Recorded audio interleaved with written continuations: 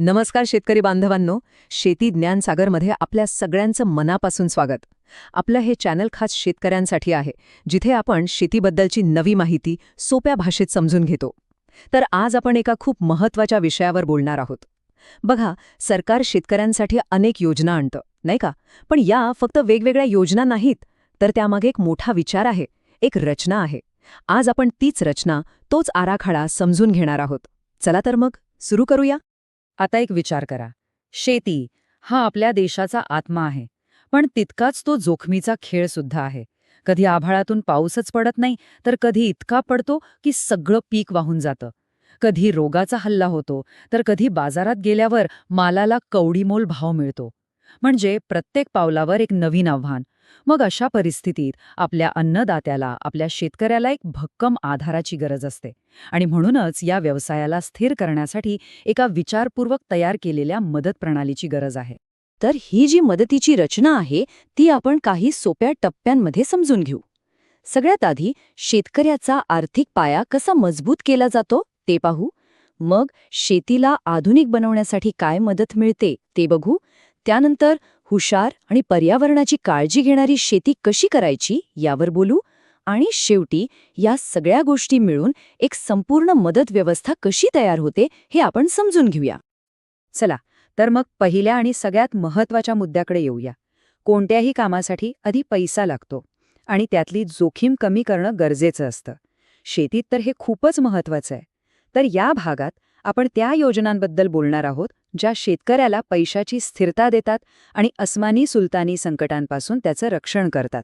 तुम्ही डीबीटी हा शब्द खूप वेळा ऐकला असेल. आता हा डीबीटी म्हणजे काय? एकदम सोपं आहे.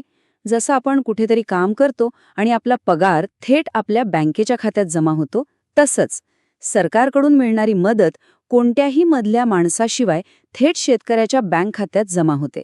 म्हणजे पैसे इकडून तिकडे फिरत नाहीत, त्यामुळे सगळा पैसा जागेवर पोहोचतो आणि वेळेवर मिळतो. या डीबीटीचं सगळ्यात उत्तम उदाहरण म्हणजे पीएम किसान योजना. या योजनेतून सरकार प्रत्येक पात्र शेतकरी कुटुंबाला वर्षाला 6,000 रुपये थेट त्यांच्या खात्यात पाठवतं. हे पैसे 2-2 हजारांच्या 3 हप्त्यांमध्ये मिळतात. ऐन पेरणीच्या वेळी बियाणं किंवा खतं घ्यायला हे पैसे खूप कामी येतात. एक मोठा आधार वाटतो. आता दुसरी मोठी जोखीम म्हणजे निसर्ग. कधी पाऊस, कधी गारपीट, पीक हातातून कधी जाईल सांगता येत नाही.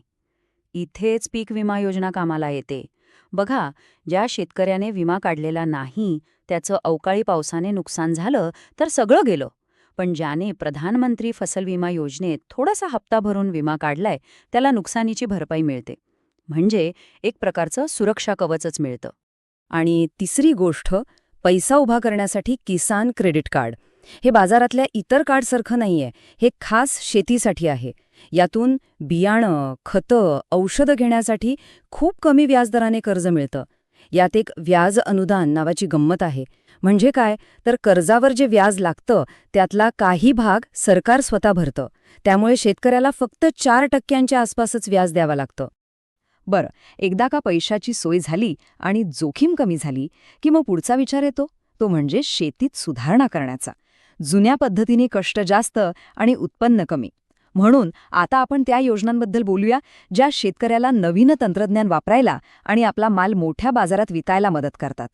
शेतीतली कामं सोपी आणि लवकर करायची असतील तर आधुनिक अवजारं पाहिजेतच.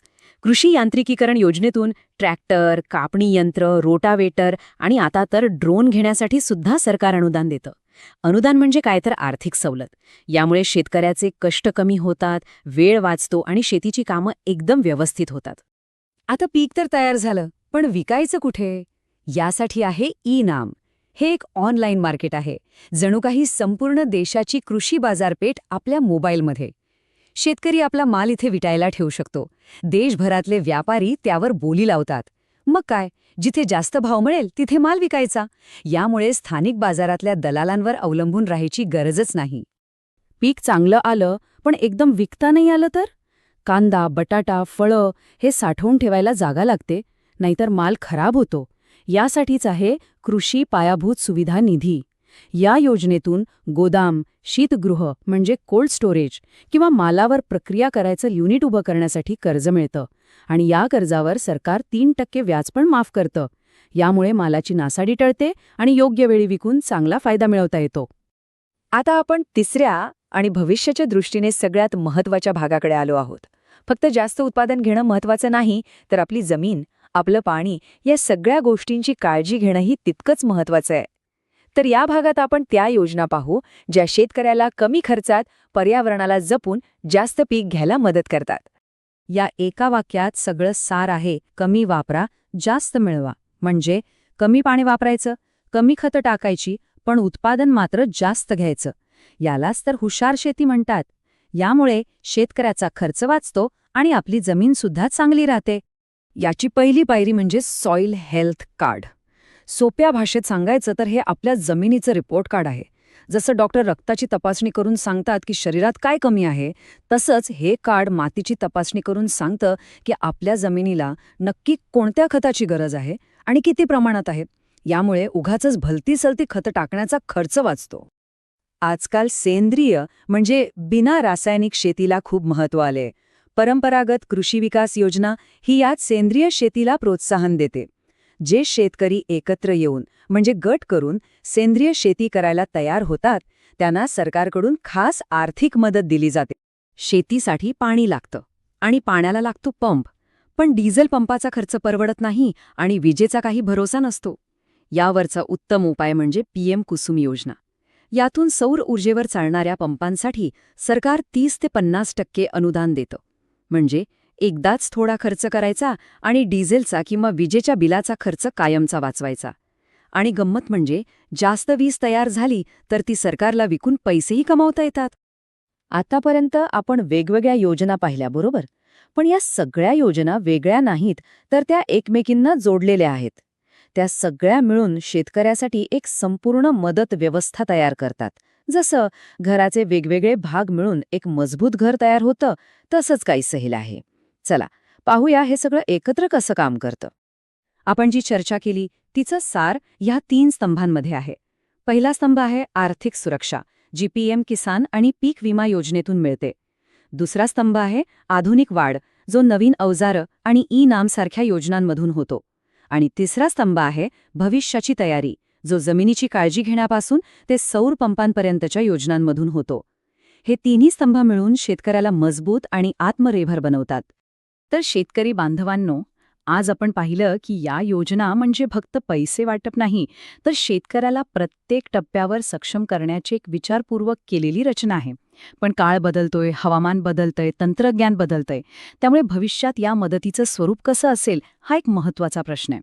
मला आशा आहे की आजच्या या माहितीतून आपल्याला खूप काही शिकायला मिळालं असेल. ही माहिती आपल्या इतर शेतकरी मित्रांपर्यंत पोहोचवण्यासाठी हा व्हिडिओ नक्की शेअर करा. आवडला असेल तर लाईक करा आणि आपल्या शेती ज्ञानसागर चॅनलला सबस्क्राईब करायला विसरू नका. धन्यवाद. जय हिंद.